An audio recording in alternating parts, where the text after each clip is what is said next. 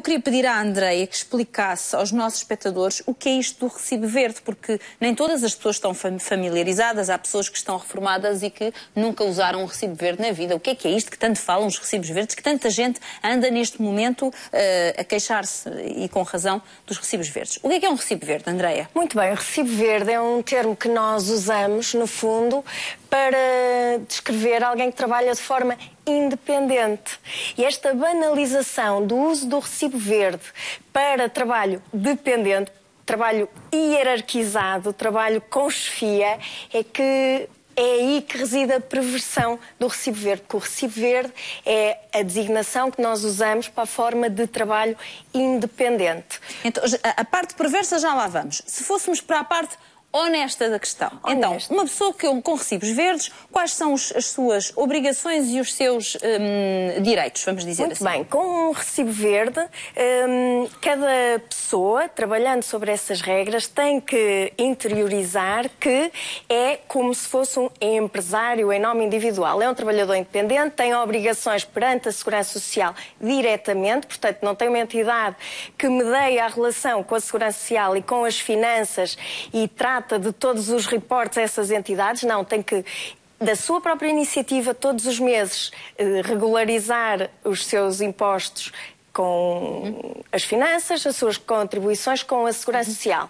Ao passo que, trabalhando de forma dependente, é a entidade patronal que regula essa relação. Por exemplo, imaginemos uma pessoa que seja tradutor.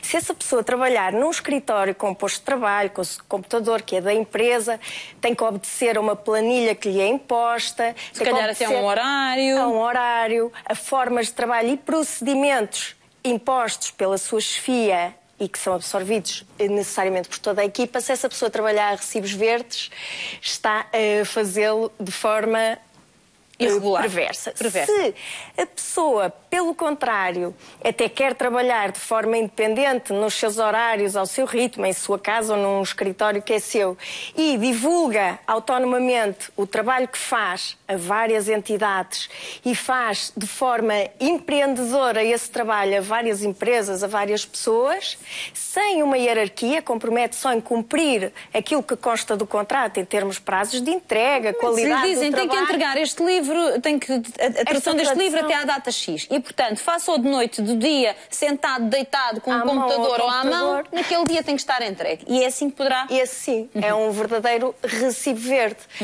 Aquilo que tem mudado e que revela alguma confusão é que os trabalhadores que trabalham a recibos verdes com uma relação privilegiada com uma única entidade são aqueles que foram agora protegidos em termos de proteção social, com o direito àquilo que é o equivalente ao subsídio de desemprego em caso de cessação do contrato. Agora, há aqui uma questão, Tiago, e todos nós conhecemos dezenas, se não centenas de casos de pessoas que estão numa situação de recibo verde, mas trabalham quase exclusivamente, se não exclusivamente para uma empresa que, embora não lhes forneça um contrato, lhes impõe o horário, as regras, enfim, tudo e mais alguma coisa. Eu pergunto, como é que se sai daqui? Quando do outro lado temos a tal chantagem, olha, mas há 50 mil a quererem aquilo que você tem neste momento. Como é que se sai daqui? Esse é o problema, não é? Mas... creio que há aqui uma questão até do ponto de vista informativo que é muito relevante. Diga.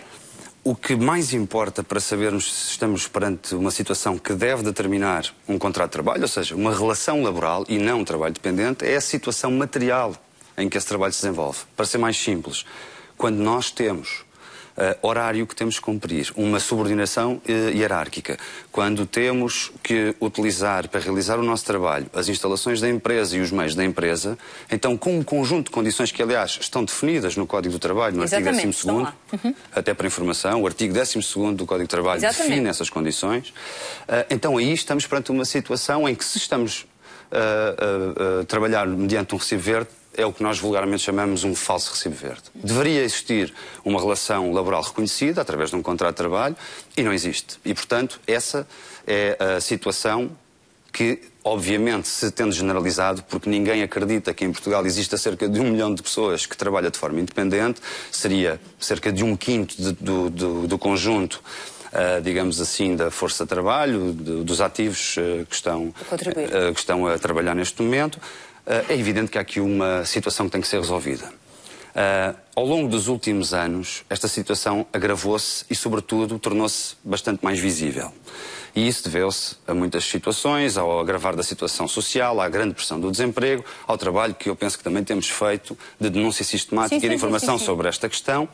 E o que nós temos vindo a reivindicar é que, evidentemente, é preciso uma alteração grande, política e medidas concretas. Para resolver este problema, nós estamos convencidos que vai ser necessário um plano a longo prazo, porque o conjunto de erros e de problemas acumulados por causa desta enormíssima ilegalidade é de grande dimensão. E, portanto, é evidente que é preciso tratar disto seriamente, olhar, colocar a prioridade e tentar resolver a longo prazo todas as situações que foram sendo criadas, que são muito vastas. Mas no imediato, o que nós defendemos durante muitos anos e que sempre nos foi recusado, teve uma pequena alteração nos últimos tempos. Positiva? E também positiva, e que eu não queria deixar de salientar.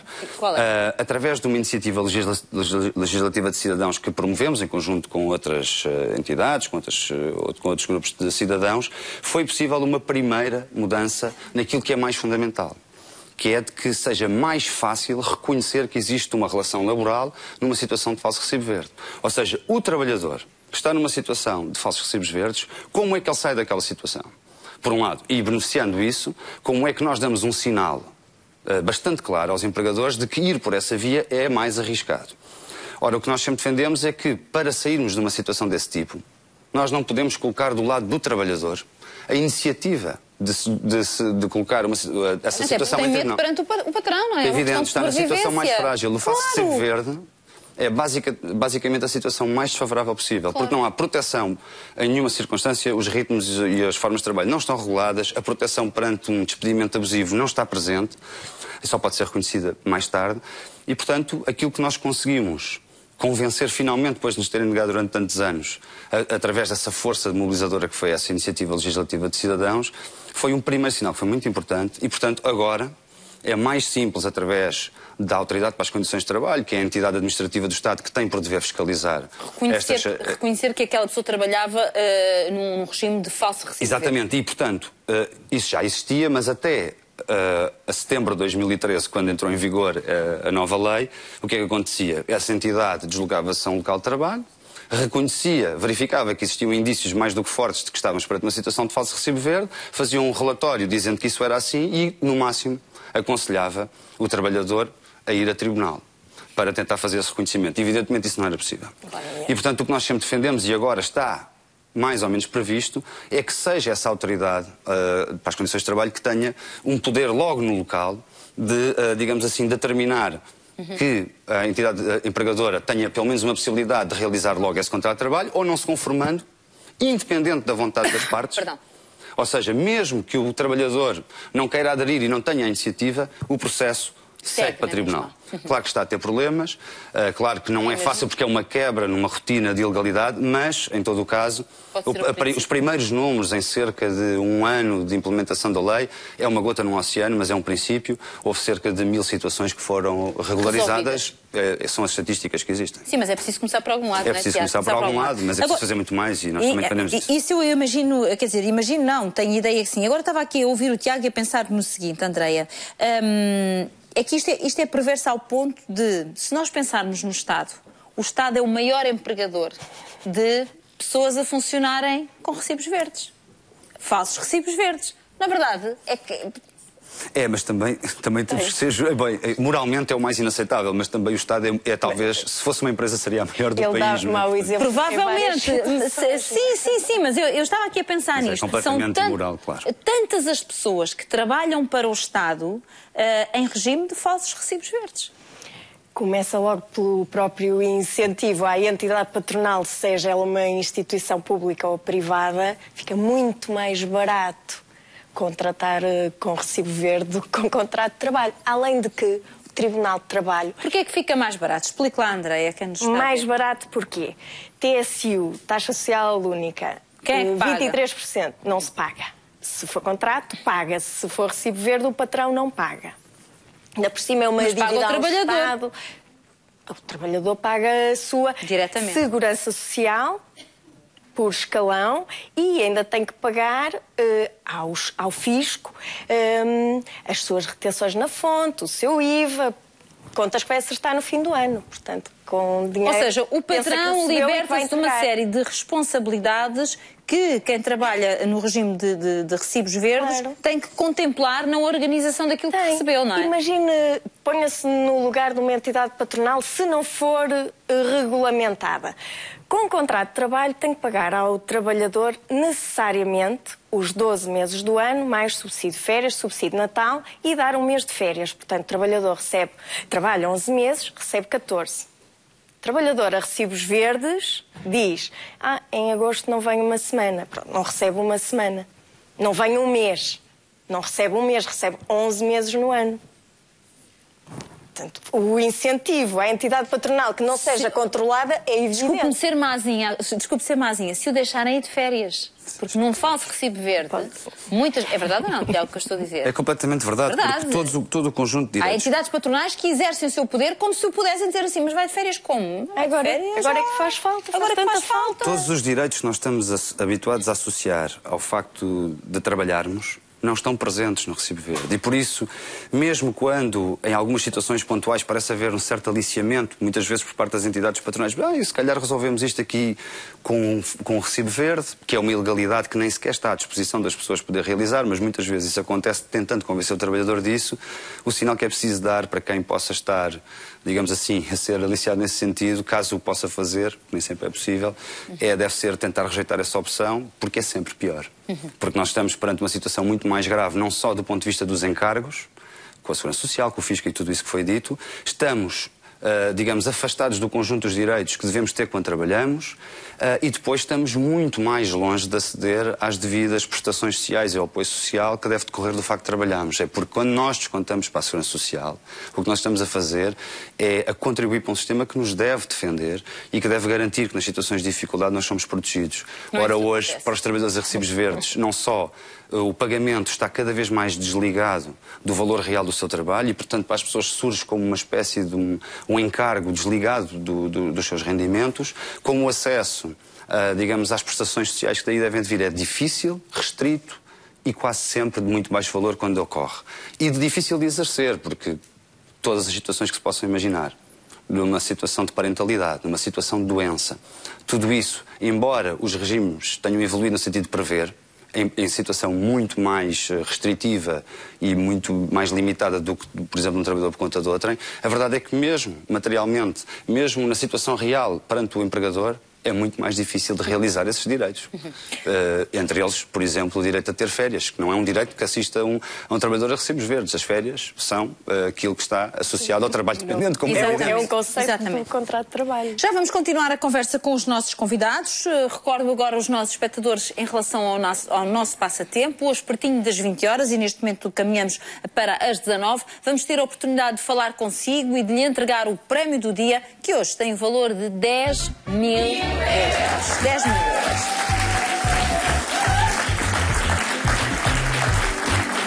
10 mil euros. Que estão aí ao seu alcance através do nosso número 760 100 760. Hoje, para além dos 10 mil euros, leva também de prémio do dia férias. Olha, estávamos aqui a falar de férias, temos férias para oferecer juntamente com os 10 mil euros. São 7 noites com jantar incluído, estamos a falar da estadia, obviamente, com jantar incluído para 4 pessoas num dos hotéis Vila Galé, em Portugal ou no Brasil. Estes dois prémios hoje são uma certeza para quem os receber e não é preciso responder a nenhuma pergunta. Basta dizer o seu nome, isso para nós já é mais do que suficiente. Só depois entramos na etapa número 2 e aí sim preciso da sua máxima concentração para conseguir responder bem à pergunta que lhe vou fazer. Refiro-me ao quê? Às nossas estrelas que estão ali disponíveis para entrar neste campeonato. Uma delas vai sair. Se sair a principal, que é a estrela do jackpot, então são 16.400 euros.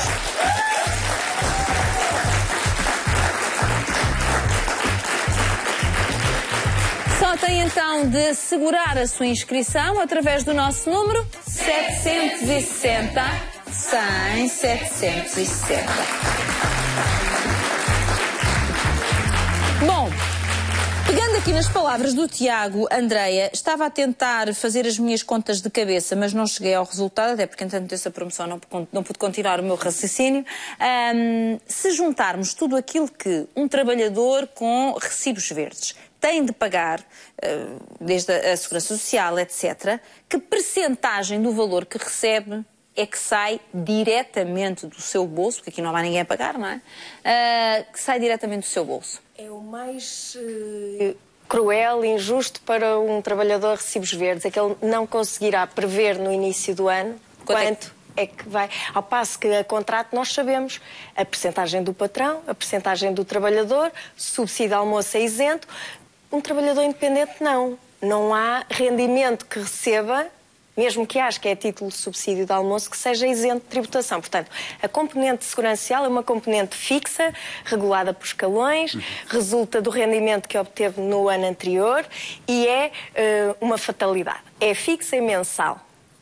E é paga no mês seguinte ao rendimento a que respeite. Portanto, isso é sagrado. E o trabalhador diz, bem, vou receber 700 euros, vou pagar 200 de segurança social, recebo isto.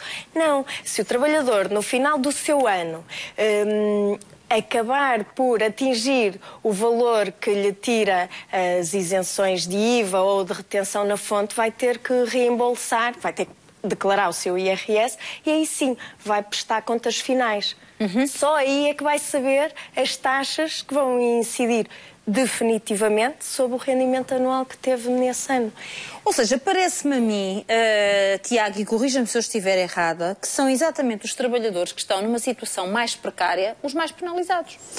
Sim, por exemplo, quando falamos da Segurança Social, nós temos o regime em que os trabalhadores de recibos verdes estão abrangidos, parece quase uma conspiração cruel para tentar fazer o pior possível. Mas explique lá porquê, para as pessoas perceberem, senão não percebem porque é que isto é tão duro, não é? É péssimo por várias razões. Em primeiro lugar, porque, como estava a dizer há pouco, há um desligamento quase completo entre aquilo que é a realização do trabalho, ou seja, o que nós chamaríamos de salário, que no caso do recibo verde vamos dizer que é uma retribuição porque não está reconhecido como salário, se for um falso recibo verde, não é? Mas digamos, entre a retribuição do trabalho e aquilo que é o valor que paga em cada mês. Um trabalhador por conta de outra, talvez seja mais fácil de exemplificar assim. O trabalhador por conta de outra sabe que tem uma percentagem de 12% sobre o seu salário bruto que desconta todos os meses. E conhece esse valor, sabe porque é que ele existe e sabe que tipo de eventualidades, de situações possíveis que venham a ocorrer está a assegurar. Desemprego, reforma, enfim, tudo isso, não é? Doença, parentalidade, tudo isso. Os trabalhadores a recibos verdes, por mais que tenham flutuações ou não no seu rendimento, desde que estejam com a atividade aberta, até mesmo se não tiverem qualquer rendimento, têm uma prestação, uma contribuição mensal de valor fixo que têm que pagar. Mesmo que não recebam nada? Mesmo que não recebam nada. Porquê? Porque todo o regime está edificado sobre a ideia de que em outubro de cada ano se inicia um ciclo de 12 meses de contribuições de valor fixo mensal com base nos rendimentos que ocorreram no ano civil anterior. Portanto, nós quando estamos a pagar a nossa última prestação desse ciclo, estamos a pagá-la sob um rendimento que ocorreu há cerca de 2 anos. E para muitas pessoas... pode ser completamente diferente. Completamente diferente. Viviam há 2 anos. Completamente diferente. E, portanto, o que é urgente, nós temos vindo a exigir, e ainda recentemente fizemos mais um documento com uma proposta concreta, sustentada, dialogando com imensas pessoas que sabem deste assunto e que estão despertas para ele e que têm feito muitos contributos na sociedade portuguesa, felizmente, porque este tema deixou de estar escondido.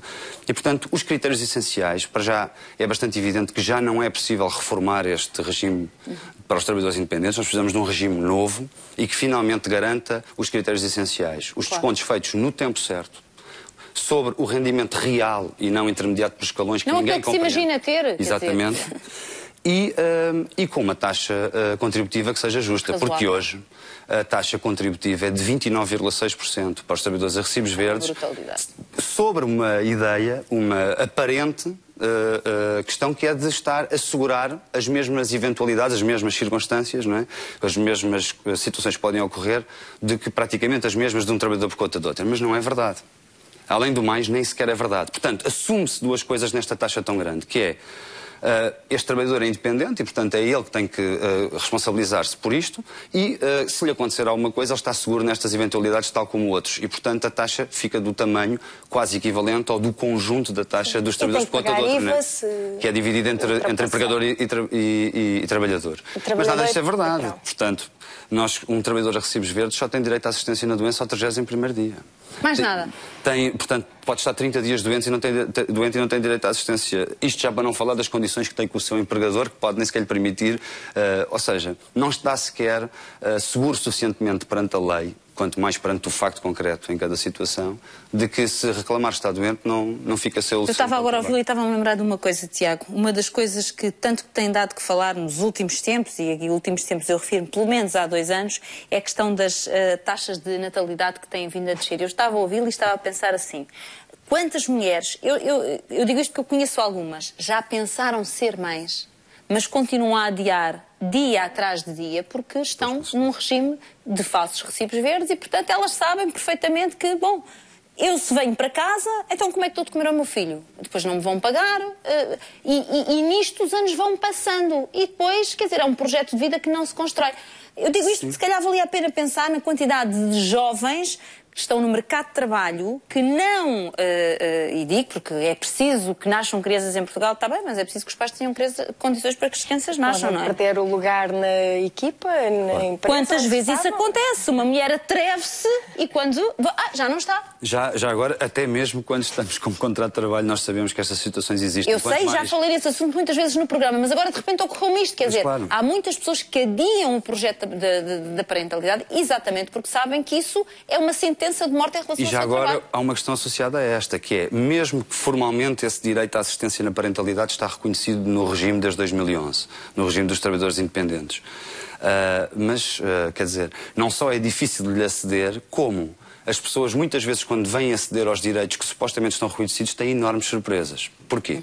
Porque, como estava a dizer há pouco, o pagamento que nós fazemos mensalmente surge de forma muito abstrata. As pessoas nem percebem. Um valor fixo, quase toda a gente está no primeiro escalão, 124,09 €. Surge totalmente desligado dos nossos rendimentos. Mas isso corresponde a uma base de incidência, ou seja, um valor sobre o qual nós estamos a descontar. E nós queremos sempre estar no escalão mais baixo possível, claro, porque já temos tão poucos rendimentos. Ora, por haver escalões, nós não estamos a descontar sobre o nosso verdadeiro rendimento. Nós estamos a descontar, neste caso, sobre, no primeiro escalão, um IAS, 419,22 €. E é sobre esse valor que nós vamos ter todos os direitos e todas as prestações sociais se algum dia lhes conseguirmos aceder. E, portanto, mesmo em caso de apoio, uau, é extremamente limitado, além de restritivo e além de difícil de concretizar na realidade, é extremamente limitado porque este regime é basicamente um inferno e uma conspiração contra estes trabalhadores. E é por isso que ele tem que acabar e tem que ser substituído por outro que seja justo. Diga. De exemplo, ou de esclarecimento, os trabalhadores independentes têm também, por exemplo, que fazer o seu próprio seguro de trabalho, que é obrigatório e que, ao constatar-se que não o têm, estão sujeitos a uma multa entre 50 e 500 €. Ou seja, mais isto. Tem que ter mais isto. Queria perguntar ainda outra coisa, à Andreia, até pela sua experiência no contacto com as empresas, porque é economista. Porquê é que tantas empresas continuam a dizer, bom, eu até não me importava, eu até fazia mais contratos aqui dentro, já tenho muita gente a contrato, mas não dá. Eu, para pôr mais meia dúzia de funcionários meus a contrato, eu fecho portas. Eu tenho que, enfim, desativar este fluxo que a empresa está a ter. Porquê? Isto é assim mesmo? Temos necessariamente de pôr o ónus ao contrário, não é? A pessoa tem que trabalhar e o ónus é o inverso, que o patrão diga isso, nós podemos aceitar, mas temos que questionar. A verdade é que o batalhão de desempregados, o exército de desempregados que existe, propicia que esse tipo de discurso não seja questionado, porque entre uma coisa má e uma coisa pior, a má é sempre boa, não pode ser. Não pode ser. E o ónus é ao contrário. A empresa tem que ser rentável o suficiente e aí tem que se mexer, se calhar, é na operacionalidade da empresa. Se a empresa precisa de mais pessoas, então é porque é capaz de produzir mais, de prestar mais serviços. Muito bem, se precisa delas é porque vai faturar com a entrada dessas pessoas. Portanto, se não vai faturar, não precisa de mais pessoas. Se não consegue ter rentabilidade, o problema é com certeza um problema de gestão. E esse problema de gestão, claro que estamos em recessão profunda, as empresas veem-se abraços com processos de reestruturação duríssimos, mas a verdade é que as pessoas, os trabalhadores que eram trabalhadores a contrato historicamente eram, porque havia muito mais percentagem de pessoas a trabalhar com vínculo às empresas, não têm que ser todos agora reconvertidos para formas de trabalho independentes para salvar a economia, porque a economia não é isolada das pessoas. Claro. Não existe sem pessoas. As pessoas não vão comprar carro se não souberem que têm emprego até acabarem de pagar o carro e precisam do carro para poder trabalhar para esse patrão que acha que elas não conseguem produzir para aquilo que recebem. Ou seja, no fundo, de alguma forma, o que está a dizer é que uma empresa bem gerida, esse não é um argumento. O problema tem que estar na gestão. É preciso reestruturar. Reestrutura-se. Agora, não pode uma pessoa fornecer o seu trabalho e não ser remunerada por isso. Das duas, uma. Ou a empresa não precisa de mais recursos humanos, ou precisa, e se precisa, vai ter rendimento com eles. Agora, o que eu acho é que muitas vezes os patrões também têm medo de recrutar. Porquê? Porque, em termos laborais, os processos em Tribunal de Trabalho são morosíssimos. Morosíssimos. E, portanto, às vezes já há algum medo até de dirimir questões laborais, ao passo que os recibos verdes não se dirimem. Hoje estás, amanhã estavas. Não estás a trabalhar em condições, amanhã sais. Pronto, está resolvido. Discordam, acabou. Muitas vezes. Não acontece se ou resolve. não, Tiago? Mas Sim. em todo o caso, sendo verdade tudo isso, e nós estamos numa situação muito mais difícil, isso é sabido, a economia está muito contraída e há muito menos criação de emprego e há uma pressão, como já falámos, muito maior para que estas situações se banalizem. Mas é bom dizer que se hoje temos um recurso tão generalizado aos recibos verdes e se ele hoje é desencadeado com a justificação da crise, ele não nasceu hoje. É que o recurso abusivo e generalizado aos falsos recibos verdes nasceu até e progrediu muitíssimo no momento em que supostamente estávamos num momento económico bastante positivo. E é a partir dessa banalização, dessa rotina e de quase dessa habituação e, pode-se dizer mesmo, impunidade com que esse fenómeno alastrou, que hoje nós vemos a repetição deste fenómeno até o seu agravamento, agora com argumentos mais sofisticados, dizendo que tem que ser assim, que é melhor isto do que o desemprego, enfim. Mas a verdade é que esta realidade não nasceu da crise, não foi uma espécie de originalidade que foi inventada para responder a esta questão. Eu concordo com o Tiago. Aliás, se nós olharmos para trás, hoje temos que reconhecer que já vivemos uma época mais ou menos dourada da economia. Na altura não, dizíamos que era crise na mesma. E, portanto, como era crise na mesma, vamos lá fazer este fenómeno aumentar. Hoje olhamos para trás e dizemos, não, afinal, aquela época até não era nada má. Era bastante boa. Do que tudo é nós termos a ilusão de que respondemos a tempos difíceis, a crise e a dificuldades, piorando a vida das pessoas. Se há alguma coisa que deve ser feita e urgentemente, é melhorar as pessoas, dignificar aquilo que é o trabalho que elas têm todos os dias, respeitar as pessoas. Milhões de pessoas neste país que todos os dias sofrem e têm que trabalhar muitíssimo para ganhar muito pouco, ou foram simplesmente afastadas do mercado de trabalho e ainda são elas próprias que se veem na triste condição de estar a pressionar os outros que estão a trabalhar. Porque nós vivemos ainda este paradoxo, não é? Cada vez mais pessoas afastadas do mercado de trabalho, cada vez mais pressão sobre aqueles que estão a trabalhar para trabalharem mais horas e por menos dinheiro. E, portanto, é uma situação que, além de inaceitável, parece contraditória com aquilo que deve ser um objetivo coletivo, não é? Que é de vivermos melhor. E é injusto. O tecido empresarial está massacrado, é facto, está a viver maus momentos. Em contraposição, o fisco é cada vez mais eficiente a recuperar valores atrasados e os valores novos que se vão gerando de dívida das empresas, mas há procedimentos próprios para reestruturar as empresas. É evidente, uma empresa que gera prejuízo, quer crescer, quer faturar mais e quer ir contratar o mais barato possível para suportar os prejuízos que tem. Isso é evidente e qualquer patrão que explique isso tem toda a razão. Agora, tem é que resolver o problema onde ele está. E há de estar nos prejuízos acumulados da empresa. Muito bem, há que a reestruturar. Ela não pode manter todos os compromissos que tem com o resto do mundo à custa de sempre dos da mão de obra, à custa da mão de obra. Bom, eu penso que falámos aqui de vários pontos que interessam, acima de tudo para uma reflexão sobre este tema. Claro que muito mais poderíamos aqui falar, mas este é um tema que eu tenho a certeza que diz a muitos portugueses, porque são muitos aqueles que vivem as dificuldades de ter que sobreviver, volto a corrigir, com os recibos verdes. Muito obrigada aos dois e muitas felicidades. Um grande aplauso. Obrigada.